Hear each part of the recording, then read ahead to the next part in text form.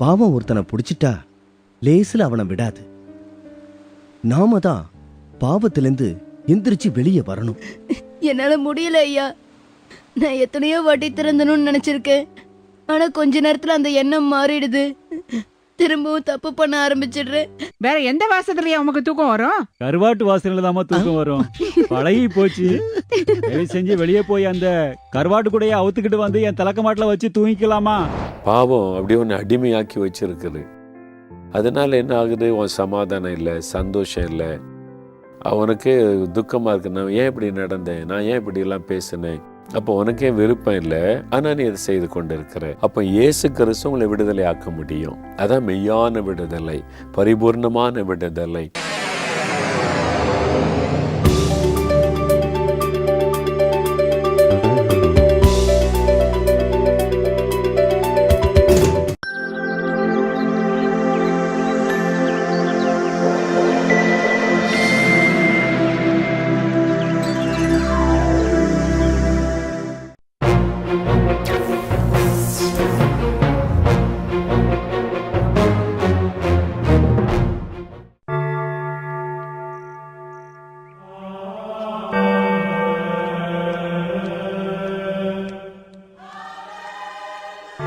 அந்த பையனோடது இந்த வீடுதான். அம்மா, பாக்கி அம்மா. ஐயா ஸ்தோத்திரம் ஐயா. ஸ்தோத்திரம். வாங்க உள்ள வாங்க. வாங்க ஐயா, வாங்க வாங்க ஐயா, வாங்க. ஆசீர் ஐயா வந்திருக்காங்க, பாய் எடுத்துட்டு வா. இன்னைக்கு எங்க வீட்டுக்கு ஜெபம் பண்ண வருவீங்கன்னு நாங்க எதிர்பார்த்துட்டு தான் இருந்தோம். ரொம்ப சந்தோஷமா இருக்கியா? சரி, நீங்களும் உங்க பேரனும் நல்லா இருக்கீங்களாம்மா? ஆமா ஐயா. உங்க பேரன் இப்போ எந்த கிளாஸ் படிக்கிறான்? 10ஆம் கிளாஸ் படிக்கிறான் ஐயா. அப்படியா? ஸ்தோத்திரம் ஆமாங்க ஐயா. ஸ்தோத்திரம் தம்பி. ஸ்தோத்திரம். நல்லா படிக்கிறியாப்பா? ஆமா ஐயா. Very good. நாங்களும் உன் படிப்புக்காக தினமும் ஜெபம் பண்றோம். நீ நல்லா படிச்சு நல்ல ரேங்க் வாங்கணும். சரியாப்பா? ம். அப்ப ஜெபம் பண்ணலாமாமா? பண்ணலாங்க ஐயா. சரி. ம்.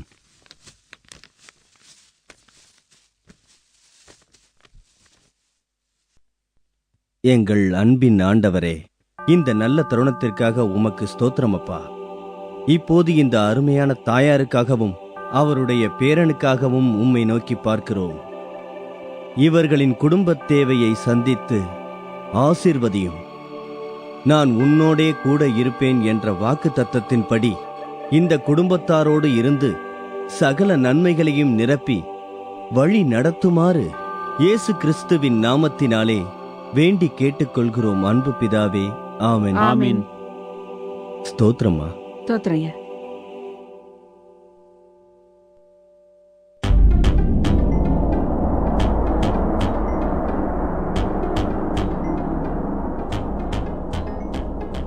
அம்மா, உங்க பேரன் எங்கம்மா? அது வந்துயா ஜெபம் பண்ணும்போது பாதியிலேயே எழும்பி வெளியே போயிட்டான் ஐயா. இது நல்ல பழக்கம் இல்லையேம்மா. அவனுடைய செய்கையை பார்க்கும்போது அவனுக்கு கிறிஸ்தவ ஒழுக்கம் இல்லைன்னு தான் தெரியுது. இப்படியே வளர்ந்தா அவனுடைய எதிர்காலம் கேள்விக்குறியாயிருமேம்மா. அதே கவலைதான்யா எனக்கும் இருக்கு ஐயா. இந்த சின்ன வயசுல மோசமான பசங்க கிட்ட ஸ்நேகம் வச்சுக்கிட்டு பாவத்துக்கு அடிமை ஆயிட்டான் ஐயா. ஒரு நாள் 2 நாள் இல்லையா, தினம் ஒவ்வொரு நாளும் ஏதாவது ஒரு தப்பு பண்ணிட்டு தாயா வீட்டுக்கு வரான்.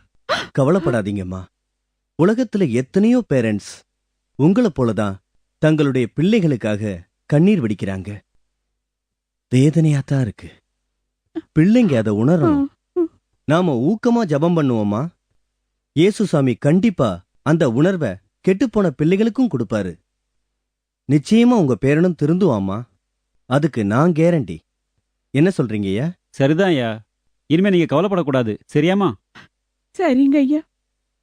ஐயா நம்ம கிளம்பலாமா? சரி ஐயா இருக்கட்டும். அப்ப நாங்க போயிட்டு வரோமா? வாங்க போவோம். வரமா?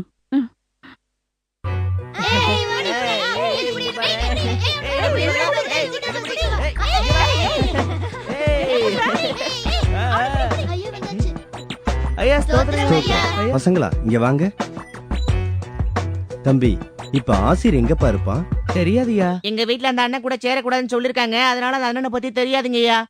ஆ, ம். சரி, நீங்க போய் விளையாடுங்க போங்க.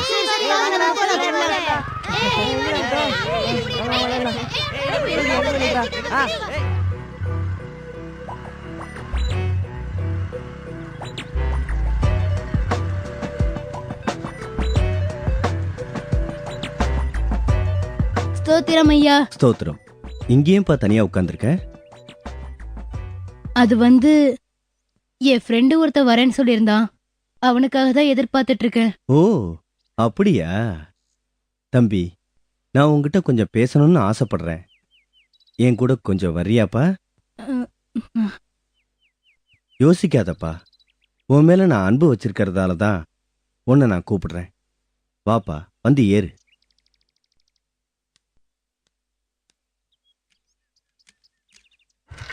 ஆ, வெரி குட். போலாமாப்பா? ம். சரி.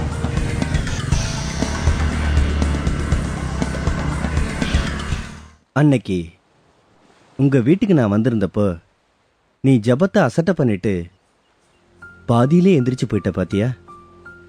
அது என் மனசுக்கு ரொம்ப கஷ்டமாயிடுச்சுப்பா. என் மனசு மட்டும் இல்ல, இயேசுசாமி மனசும் கஷ்டப்பட்டிருக்கும். உன்னோட நடவடிக்கை, ஊர்ல உனக்கு இருக்கிற கெட்ட பேரு, இதெல்லாம் வச்சு பார்க்கும்போது நீ பாவத்துக்கு அடிமையாயிட்டேன்னு தான்ப்பா தெரியுது. பாவம் ஒருத்தனை பிடிச்சிட்டா லேசில் அவனை விடாது. நாம தான் பாவத்திலிருந்து எந்திரிச்சு வெளியே வரணும். என்னால முடியல ஐயா. நான் எத்தனையோ வாட்டி திறந்தணும்னு நினைச்சிருக்கேன். ஆனா கொஞ்ச நேரத்துல அந்த எண்ணம் மாறிடுது. திரும்பவும் தப்பு பண்ண ஆரம்பிச்சிடுறேன். இதுக்கு காரணம் வேற ஒண்ணும் இல்லப்பா. நீ பிசாசுக்கும் அது கொண்டு வர்ற பாவத்துக்கும் நீ டோட்டலா சரண்டர் ஆயிட்ட. அதுலேருந்து மீண்டு வர்றதுக்கு நீ ரொம்ப கஷ்டப்படுற. நான் ஒரு சின்ன கதை மூலமா இத உனக்கு விளக்குறேன். கேக்குறியாப்பா? ம். ஒரு ஊர்ல ஒரு கருவாட்டு வியாபாரி இருந்தாரு. கருவாடு கருவாடு கருவாடு கருவாடு கருவாடு கருவாடு கருவாடு தொண்டை கருவாடு, நெத்திலி கருவாடு, வாழை கருவாடு. அம்மா கருவாடு வேணுமா? கருவாடை காட்டுங்க. கருவாடு காட்டுறேன். சால கருவாடு இருக்கு, வேணுமா? முதல்ல காட்டுங்க, என்ன ரூபாய்க்கு விலை? 6. விலையை பார்த்து சொல்லுங்க. 10 ரூபாய்க்கு 6, 10 ரூபாய்க்கு 6. நல்லா இருக்குமா அது? நல்லா இருக்கும், நல்லா இருக்கும், டேஸ்டா இருக்கும். நாளைக்கு வாங்குவீங்க. இந்தாங்க.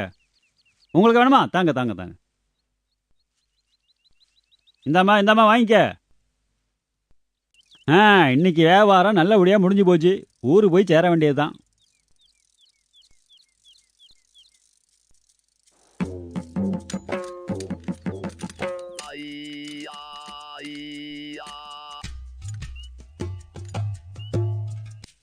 ச்சே, பஞ்சர் வேற ஆயிட்டு. ஊருக்கு வேற போகணும். இருட்டு வேற ஆயிட்டு இருக்கு. எப்படி போய் சேர? இருட்டு வேற ஆயிட்டு என்ன செய்யணும்னே தெரியலையே.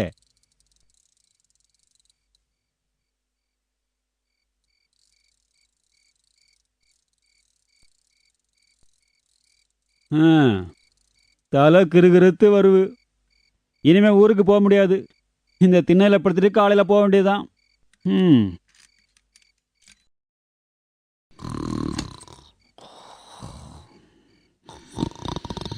எப்பா இங்க வாங்க.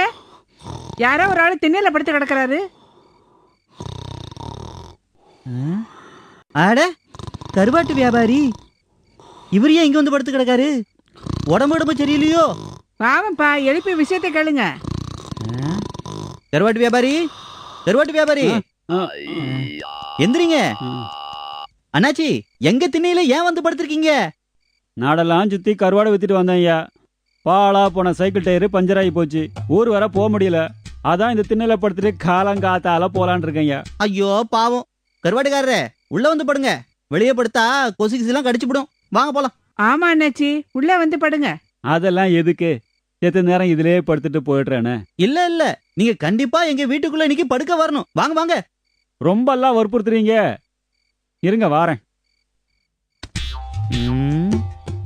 அங்க எங்க போறீங்க? இந்த கருவாட்டு கூடைய அவுத்து எடுத்து உள்ள கொண்டு வந்துருந்தேன். அதை யார் அண்ணாச்சி எடுத்துக்கிட்டு போக போறா? நீங்க உள்ள வாங்க. அது பாட்டுக்கு அங்கேயே இருக்கட்டும். வாங்க அண்ணாச்சி, வாங்க. சரி. அட வாங்க. ஏற்கனவே ராத்திரி நேரமாய் போச்சு, வந்து தூங்குவீங்களா? வாங்க வாங்க.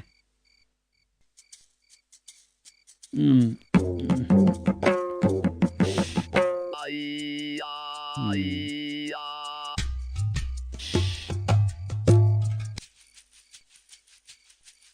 ம், ம், ம். ம். இந்த வாசனைக்கு தான் தூக்கமே வரமாட்டேங்குது. ஆ.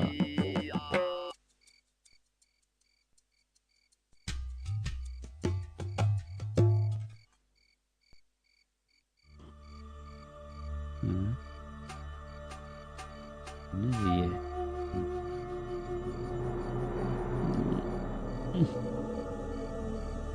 ம். ம். ம்.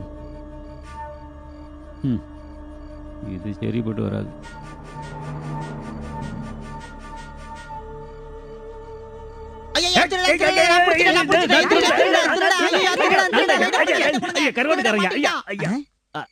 என்னையா கருவாட்டுக்காரன் அத்தராத்துல எழும்பி பணக்கணக்கா அலைஞ்சிட்டு இருக்கீங்க? வேற ஒண்ணும் இல்லம்மா, எனக்கு இங்க தூக்கமே வரல.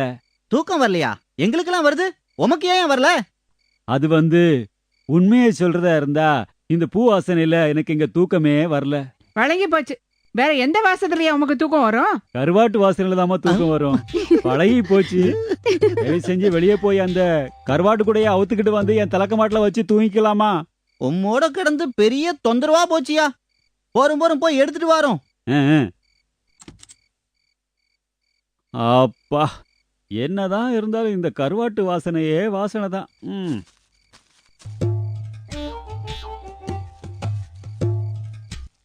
ஐயா, இன்னைக்கு எங்களுக்கு தூக்கம் வருமோ என்னமோ?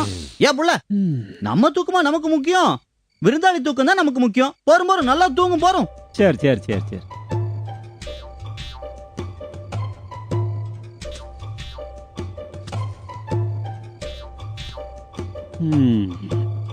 எப்பாடி. ம்.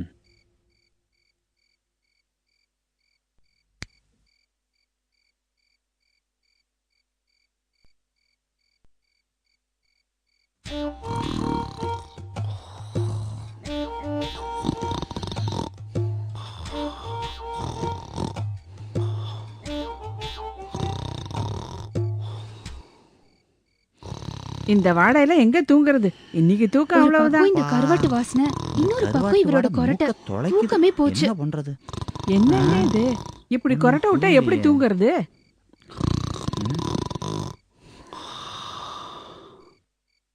பாத்தியாப்பா, அந்த கருவாட்டு வியாபாரி கருவாட்டு வாசனைக்கு அடிமையாயிட்டதால பூ வாசனையில அவருக்கு தூக்கம் வரல. அது போல தான்ப்பா பாவம் மனுஷனை அடிமையாக்கி வச்சிரும்.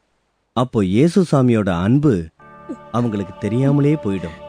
பாவத்திலிருந்து விடுதலை ஆகிறதுக்கு அவங்க படாத பாடுபடுவாங்க. அப்படித்தான்பா நீயும் பட்டுக்கிட்டு இருக்க. ஆனா அந்த பாவத்திலிருந்து விடுதலை ஆவதற்கு உனக்கும் ஒரு வழி இருக்கு. என்ன வழி ஐயா? இயேசு கிறிஸ்து தான் அந்த வழி. நானே வழியும் சத்தியமும் ஜீவனுமாய் இருக்கிறேன்னு அவர் சொன்ன மாதிரி அவர் வழியாவே போய்தான் பாவத்திலிருந்து விடுதலை அடைய முடியும். நீ ஜெபம் பண்றது மூலமா அவர்கிட்ட ஒரு நல்ல ஐக்கியத்தை ஏற்படுத்திக்க. அவர்கிட்ட நல்ல ஃப்ரெண்ட்ஷிப் ஆயிடு. உன்னோட பாவத்தை அழுது கண்ணீர் விட்டு அவர்கிட்ட சொல்லு. அவர் உன் பாவத்தை மன்னிச்சு உனக்கு புது வாழ்வு தருவார்.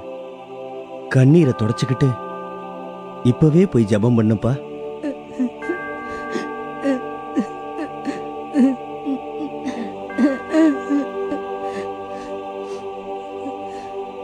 சரி ஐயா.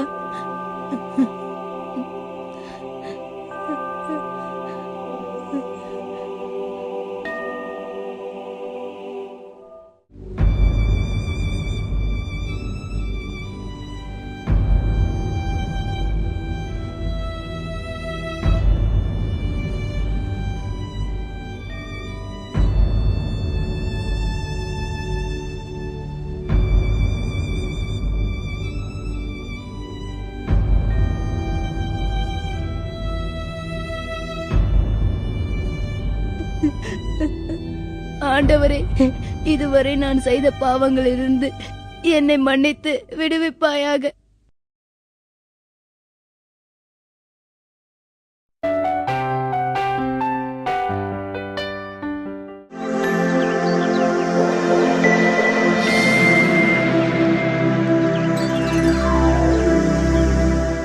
இன்னைக்கு ஒரு முக்கியமான காரியத்தை நான் உங்களுக்கு சொல்ல போகிறேன். யோவான் 8:34 இயேசு சொல்லுகிறார், பாவம் செய்கிறவன் எவனும் பாவத்திற்கு அடிமையாக இருக்கிறான். அந்த நாட்களில் பல ஆண்டுகளுக்கு முன்னால் ராஜாக்கள் ஆட்சி காலத்திலலாம் மனுஷர்களை கூட அடிமையாக வச்சுருந்தாங்க. விலை கொடுத்து வாங்கிட்டு போவாங்க. அவங்க அந்த வீட்டில் வேலை செய்கிறா கூட அடிமை தான். அவங்களுக்கு சம்பளம்லாம் கிடையாது, சாப்பாடு மட்டும் கொடுப்பாங்க. அவங்களுக்கு டைம் எல்லாம் கிடையாது. அவங்க கடினமாக வேலை வாங்குவாங்க. அவங்க ரெஸ்ட் எடுக்க சொல்கிற நேரம் தான் ஓய்வெடுக்க முடியும். அடிமையாக இருந்தாங்க. இந்த மாதிரி அடிமைத்தனத்தில் நிறைய பேர் கஷ்டப்பட்டு இப்போ அதெல்லாம் நிறைய மாறிட்டுல. நம்ம ஒரு காலத்தில் நம்முடைய தேசம் இங்கிலாந்து தேசத்தில் இருக்கிற வெள்ளைக்காரங்களுக்கு அடிமையாக இருந்தது தானே. அவங்க தான் நம்ம மேலே ஆட்சி பண்ணாங்க. அப்போ அடிமையெல்லாம் இருக்க முடியாது, நம்ம அதில் விடுதலை வேணும்னு சொல்லி பெரிய பெரிய தலைவர்களாக எழும்பி போராடி தான் நமக்கு விடுதலை வாங்கி கொடுத்தாங்க. தெரியுதா? அப்போ அடிமைத்தனம் என்பது ஒரு ஆளுக்கு நம்ம அடிமையாக இருக்கிறது, அவருக்கு கீழே நம்ம இருக்கிற, அவர் சொல்கிறபடி தான் செய்கிறது, அதுதான் அடிமைத்தனம். இப்போ ஆண்டவர் சொல்கிறாரு, பாவம் செய்கிறவன் எவனும் பாவத்திற்கு அடிமையாக இருக்கிறான். அப்போ பாவம் கூட ஒரு மனுஷனை அடிமையாக்கிறோமா? உங்கள்கிட்ட ஏதாவது பாவம் இருக்குதா? நான் பொய் சொல்லக்கூடாதுன்னு தான் நினைக்கிறேன், ஆனால் பொய் சொல்லிடுறேனே. கோவப்படக்கூடாதுன்னு தான் நினைக்கிறேன், கோவம் வந்துடுதே. சண்டே ஸ்கூலுக்கு போனால் நான் கோவப்படக்கூடாதுன்னு ஜெபம் பண்ணுறேன், வீட்டுக்கு வந்தால் கோவம் வந்துடுதே. அப்போ என்ன காரியம் அப்படின்னு கேட்டால், அந்த பாவம் உன்னை அடிமையாக்கி வச்சிருக்குது. உனக்கு விருப்பம் இருக்குது அதை விட்டுறணும்னு சொல்லி, ஆனால் நான் விட முடியல. அது காரணம் என்ன? அது உன்னை அடிமையாக்கி வச்சிருக்குது. கீழ்ப்படியாமல் இருக்கிறது, கோபப்படுறது, எரிச்சல் படுறது, அம்மாவை எதிர்த்து பேசுறது. அப்போ இதெல்லாம் ஒரு அடிமைத்தனம் தானே. பாவம் அப்படி ஒன்று அடிமையாக்கி வச்சிருக்குது. அதனால் என்ன ஆகுது? உன் சமாதானம் இல்லை, சந்தோஷம் இல்லை, அவனுக்கு துக்கமாக இருக்கு. நான் ஏன் இப்படி நடந்தேன், நான் ஏன் இப்படிலாம் பேசினேன், ஐயோ நான் கோவப்பட்டுட்டேனே, எங்கள் அம்மாவை இப்படி ஏற்று பேசிட்டேனே, அப்போ துக்கம் வருது தானே. அப்போ உனக்கே விருப்பம் இல்லை, ஆனால் நீ அதை செய்து கொண்டு இருக்கிற. அதுக்கு தான் இயேசு சொல்லுகிறார், பாவம் ஒரு மனிதனை அப்படி அடிமையாக்கிறோம். அப்போ அது என்ன செய்கிறது? அதில் இந்த விடுதலை பெறதுக்கு பார்த்தீங்களா, அந்த நாட்களில் இப்படி அடிமைத்தனத்தில் இருக்கிற நம்முடைய தேசம் விடுதலை அடைய அநேகர் பாடுபட்டாங்க. தங்களுடைய உயிரை கூட அநேகர் கொடுத்தாங்க. அநேகர் பிரயாசப்பட்டு நம்முடைய தேசத்துக்கு ஒரு விடுதலை வரணும், மக்கள் ஒரு விடுதலை அடையணும்னு சொல்லி தங்களை அர்ப்பணித்து கொண்டாங்க. அதே மாதிரி இயேசு கிறிஸ்து நம்மை பாவத்திலிருந்து விடுதலையாக்க சிலுவையில் ரத்தம் சிந்தினார். அப்போ இயேசு கிறிஸ்துவின் ரத்தம் சகல பாவங்களை நீக்க நம்மை சுத்திகரிக்கும். அதனால்தான் யோவான் 8:36 இயேசு சொல்லுகிறார், குமாரன் உங்களை விடுதலையாக்கினால் மெய்யாகவே விடுதலை ஆவீர்கள். பாருங்க, குமாரன் ஆகிய இயேசு கிறிஸ்து உங்களை விடுதலையாக்கினால் மெய்யாகவே விடுதலை ஆவீர்கள். அப்போ இயேசு கிறிஸ்து உங்களை விடுதலையாக்க முடியும். அதான் மெய்யான விடுதலை, பரிபூர்ணமான விடுதலை. கோபத்திலிருந்து, எரிச்சலிருந்து, பொய் சொல்கிற பழக்கத்திலிருந்து, சண்டை போடுற சுபாவத்திலிருந்து, இந்த கீழ்ப்படியாத சுபாவத்திலிருந்து எல்லாம் ஏசப்பா விடுதலை கொடுத்துருவாங்க. ஏன்னா அப்படிலாம் கோவப்பட்டுடுறேன், எங்கள் அம்மாவுக்கு நான் கீழ்ப்படியாமல் இருக்கிறேன், எங்கள் அப்பாவை கூட நான் எதிர்த்து பேசிடுறேன், அவங்க சொன்னால் நான் கீழ்ப்படியாமல் எரிஞ்சு நான் விழுறேன், பேசுகிறேன், என்னால் எனக்கு குடும்பத்தில் இப்போ சந்தோஷம் இல்லை, எனக்கு சந்தோஷம் இல்லை, எனக்கு ஒரு விடுதலை தாங்கன்னு சொல்லி கேட்பியா? நீ விரும்பினாதான் ஏசப்பா விடுதலை தருவாங்க. உன்னுடைய விடுதலைக்காகத்தான் சிலுவையில் ரத்தம் சிந்தினாங்க. அப்போ ஏசப்பா கிட்ட எனக்கு ஒரு விடுதலை வேணும், இந்த பாவ சுபாவெல்லாம் மாறணும்னு ஜெபிச்சா கட்டாயம் விடுதலை தருவாங்க. ஓ சுபாவத்தையே மாற்றிடுவாங்க. நீ ரொம்ப அன்புள்ள பிள்ளையாக மாறிடுவ, சாந்தமுள்ள பிள்ளையாக மாறிடுவ, உன் வாழ்க்கையே மாறிடும். அதுக்காக இன்றைக்கி ஏசப்பா உன்னை சந்தித்து கொண்டு இருக்கிறாங்க. என் கூட சேர்ந்து ஜெபம் பண்ணுவியா? நம்ம ஜெபிக்கலாமா? இப்போ ஏசப்பா எனக்கு இதிலேருந்து விடுதலை தாங்கன்னு கேட்பியா? முழங்கால் படியிட்டு, ஏசப்பா எனக்காக சிலுவையில் நீங்கள் மறிச்சிங்க, எனக்காக ரத்தம் சிந்தினீங்க, இப்போ எனக்கு விடுதலை தாங்க, எந்த பாவம் எனக்கு வேண்டாம் அப்படின்னு சொல்லி ஜெபம் பண்ணுவியா? நம்ம ஜெபிக்கலாம். தகப்பனே, இந்த அருமையான பிள்ளைகளோடு இணைந்து நான் ஜெபிக்கிறேன் அப்பா. ஐயோ, இந்த பாவத்திற்கு நான் அடிமையாக இருக்கிறேனே, இந்த பாவத்திலிருந்து ஒரு விடுதலை வேண்டுமே. இயேசுவே எனக்கு விடுதலை தாரும் என்று ஜெபிக்கிற இந்த தம்பிக்காக, இந்த மகளுக்காக நான் ஜெபிக்கிறேன் அப்பா. பிள்ளைகள் மீது உம்முடைய கரம் வைத்தருளும். இயேசு கிறிஸ்துவின் நாமத்தில் இந்த பாவத்திலிருந்து ஒரு விடுதலை உண்டாகட்டும் என்று நான் ஜெபிக்கிறேன். தகப்பனே, இந்த பாப சுபாவத்தை கொண்டு வருகிற பொருளான சாத்தானுடைய வல்லமை நான் கடிந்து கொள்ளுகிறேன். இயேசுவின் நாமத்தில் பிள்ளைகளுக்கு ஒரு விடுதலை உண்டாகட்டும். இனிமேல் இந்த கோபம், அந்த எரிச்சல், அந்த சண்டை போடுகிற சுபாவம் இருக்கவே கூடாதப்பா. அன்பினால் பிள்ளைகளை நிரப்பும். கீழ்ப்படிதல் உள்ள ஒரு இருதயத்தை பிள்ளைகளுக்கே தாரும். தகப்பனை, இன்று முதல் அவருடைய உள்ளத்தில் ஒரு மாற்றம் வரட்டும். ஆண்டவருடைய தழும்புள்ள கரம் தொட்டு விடுதலை கொடுத்ததற்காக ஸ்தோத்திரப்பா. இன்று முதல் பிள்ளைகளை படிப்பிலே நீர் ஆசீர்வதியும். நல்ல ஞானமுள்ள இருதயத்தை பிள்ளைகளுக்கு தாரும். படிக்கிற பாடங்கள் மனதிலே தங்கும்படி ஞாபக சக்தியை நீர் அவளுக்கு கொடுத்தருளும். அவருடைய சரீரத்தில் எந்த வியாதி பலவீனங்களும் காணப்படாதபடி நல்ல சுகத்தை உடைய பிள்ளைகளுக்கு கட்டளையிடும். ஆண்டவருடைய தழும்புள்ள கரம் தொடுகிறதற்காக ஸ்தோத்திரம். அற்புதமான சுகம் கொடுக்கிறதற்காக உமக்கு ஸ்தோத்திரம். இன்று முதல் பிள்ளைகளுடைய வாழ்க்கையில விடுதலை கொடுத்து ஆசீர்வதித்து வழி நடத்தும். பெற்றோருக்கு சந்தோஷத்தை கொடுக்கிற பிள்ளைகளாக, உம்முடைய நாமத்திற்கு மகிமை கொண்டு வருகிற பிள்ளைகளாக இருக்க உதவி செய்யும். இயேசு கிறிஸ்துவின் நாமத்தில் ஜெபிக்கிறோம் பிதாவே. ஆமேன், ஆமேன். பிரியமான பிள்ளைகளே, இயேசு உங்களை தொட்டிருக்கிறார், உங்களுக்கு விடுதலை கொடுத்திருக்கிறார். விசுவாசிக்கிறீங்களா? இயேசுவே எனக்கு விடுதலை கொடுத்ததற்காக ஸ்தோத்திரம்னு சொல்லுங்க. அப்போ நீங்கள் தினம் வேத வாசித்து ஒழுங்காக ஜெபிச்சாதான் அதில் நிலைத்திருக்க முடியும். சரியா? சரி. அது மாத்திரம் இல்லை, உங்களுக்குன்னு ஒரு ரூம் கொடுத்துருப்பாங்க தானே. உங்கள் ரூம் எப்படி இருக்குது? அழகாக இருக்கா? சுத்தமாக இருக்குதா? சிலருடைய ரூமுக்குள்ளே நான் போய் பார்த்துருக்குறேன். புக்கு இந்த பக்கம் கிடக்கும், அழுக்கான ட்ரெஸ் இந்த பக்கம் கிடக்கும், பெட்டெல்லாம் கலைஞ்சு கிடக்கும், அப்படியே குப்பை மாதிரி கிடக்கும். இப்படிலாம் இருந்தால் ஏசப்பா சந்தோஷப்படுவாங்களா? இல்லை. உங்கள் ரூமை நீங்கள் சுத்தமாக வச்சுருக்கணும்.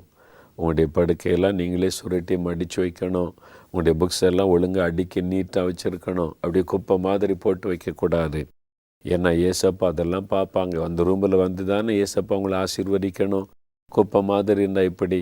அதனால் உங்கள் ரூமை க்ளீனாக வச்சுருக்கணும். அம்மா க்ளீன் பண்ணுங்க அப்படின்லாம் சொல்லிடு, அக்கா வந்து க்ளீன் பண்ணலாம் சொல்லக்கூடாது.